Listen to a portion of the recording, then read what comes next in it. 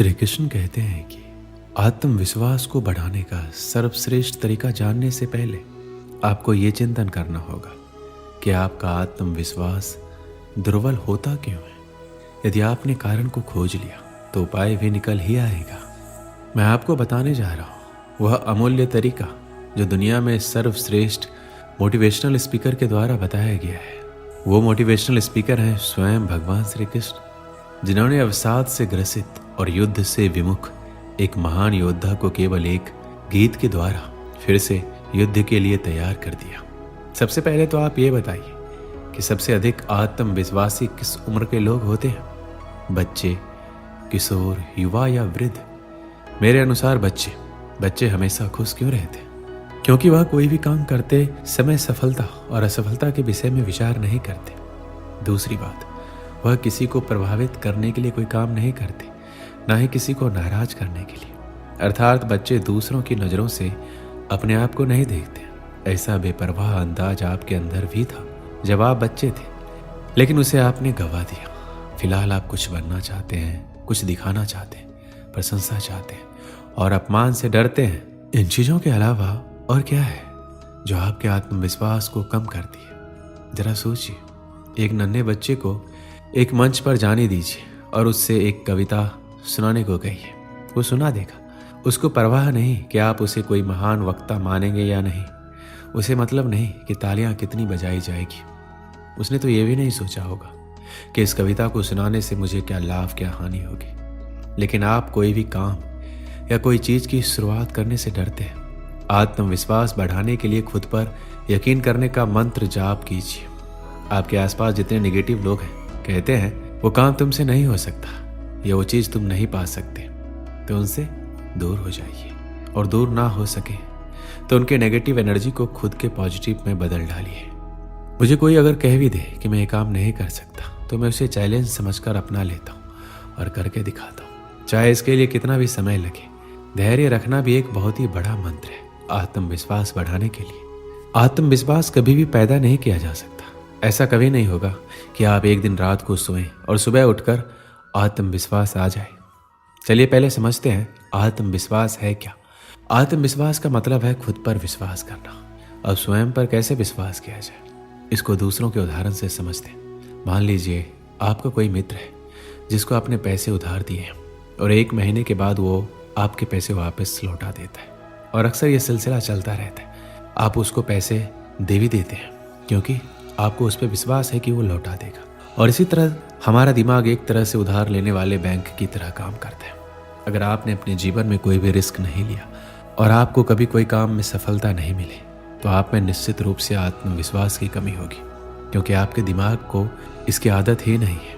वहीं दूसरी तरफ अगर आपने अपने जीवन में कुछ ऐसे काम कर रखे जिनमें आपने सफलता पाई है तो आप में आत्मविश्वास होगा। युवाओं में ये समस्या आम है, लेकिन ये कोई बहुत बड़ी समस्या नहीं है जिसका हल संभव नहीं है।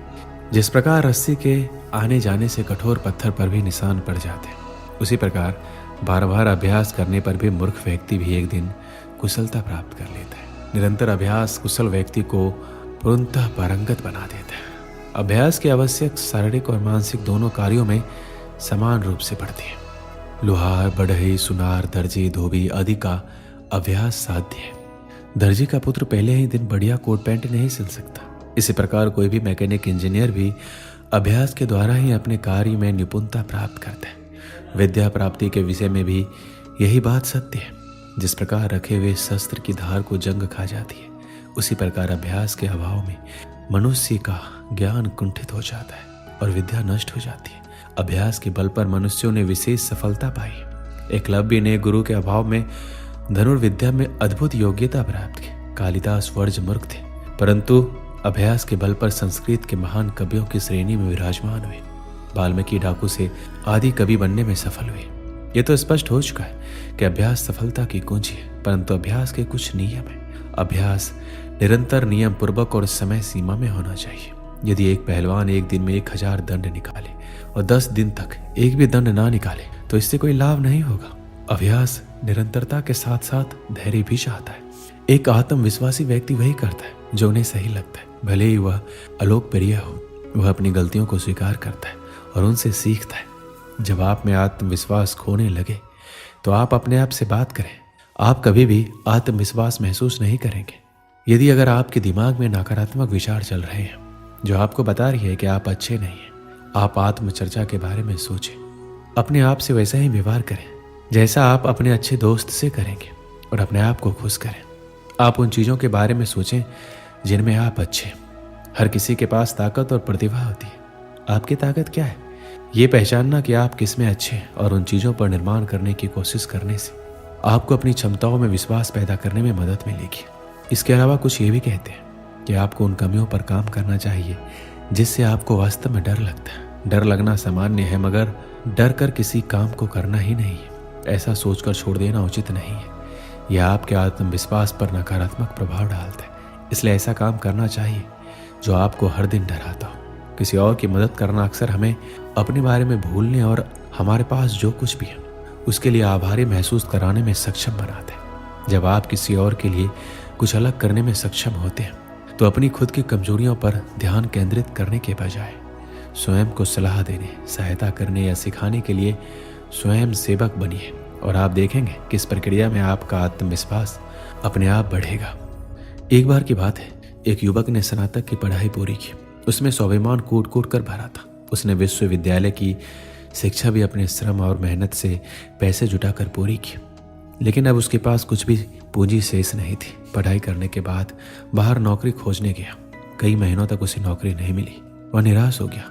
पैसे खत्म हो जाने के कारण उसे 2 दिन से खाना भी नहीं मिल पाया था। किराया ना देने की वजह से उसे अपना कमरा भी छोड़ देना पड़ा। अब वह रात में पार्क की बेंच पर सोने लगा। उसे निराशा ने घेर लिया था और उसे अपना जीवन बेकार लगने लगा। वह नौकरी ढूंढने के लिए जहां भी जाता उसे नौकरी नहीं मिलती। अंत में उसने निराश होकर नौकरी ढूंढना ही छोड़ दिया। उसे लगा कि उसके जीवन में अब प्रकाश की एक किरण भी नहीं बची। अब उसके कपड़े भी फटने लग गए थे। पैसों की कमी, भूख के कारण उसकी दशा बहुत ही बिगड़ती जा रही थी। इस वजह से नौकरी में जाने के लिए इंटरव्यू देने का आत्मविश्वास भी उसके पास नहीं बचा था। काफी कोशिशों के बाद उसे एक रद्दी से होटल में बर्तन मांजने की नौकरी मिली। इससे उसे जैसे तैसे खाने को तो मिलने लगा, लेकिन अब भी उसे सोने के लिए पार्क की बेंच पर ही जाकर सोना पड़ता। वह एक रात अपने भविष्य की चिंता में लेटा हुआ था। अचानक उसे आसमान में लाल मोटे मोटे अक्षरों में लिखा हुआ दिखाई दिया, अपने आप पर विश्वास रखो। वह सारी रात सो नहीं सका और व्याकुलता से सुबह होने की प्रतीक्षा करने लगा। सुबह होते ही उसने अपने मन में वह पुनः बात दोहराई, अपने आप पर विश्वास रखो। वह उठा, नदी किनारे गया। वहां जाकर अच्छे से मुंह हाथ धोया और दाढ़ी बनाई। इसके बाद वह मोची के पास गया और उससे बूट पॉलिश मांगकर अपने जूते चमकाए। इसके बाद वह मन में दृढ़ संकल्प लेकर नौकरी खोजने निकला। अब वह किसी कार्यालय में जाता तो उसका स्वागत होता था, क्योंकि अब वह पहले की तरह नहीं लग रहा था। उसके कपड़े वगैरह तो अच्छे नहीं थे, लेकिन उसके मुंह पर आत्मविश्वास की झलक थी। वह जो कुछ भी कहता उसमें आत्मविश्वास झलकता था। सौभाग्य से उसे नौकरी मिल गई। नौकरी इतनी अच्छी नहीं थी जितना वह चाहता था, लेकिन फिर भी काफ़ी अच्छी थी। सबसे बड़ी बात यह थी, वह अपनी समस्या को सुलझाने में सफल रहा। इस कहानी से हमें क्या सीख मिलती है? कई बार व्यक्ति परिश्रम तो कर रहा होता है, लेकिन उसे उसका फल प्राप्त नहीं होता। इसमें आश्चर्य करने की कोई बात नहीं है, क्योंकि कभी कभी व्यक्ति काम अपनी आशा और आकांक्षाओं के विरुद्ध कर रहा होता है। वह जिस वस्तु को प्राप्त करना चाहता है, परिश्रम उससे उल्टा ही करता है। उसे विपरीत परिस्थितियों में घबराना नहीं चाहिए, अपने ऊपर विश्वास रखना चाहिए और धैर्यपूर्वक सही दिशा में अपने लक्ष्य को प्राप्त करने के लिए प्रयत्न करते रहना चाहिए। ऐसा करने से हमें सफलता निश्चित ही मिलेगी, इसे कोई रोक नहीं सकता। दोस्तों, इस वीडियो में बस इतना ही। मिलते हैं अगली वीडियो में। अपना ख्याल रखिएगा। जय श्री कृष्णा।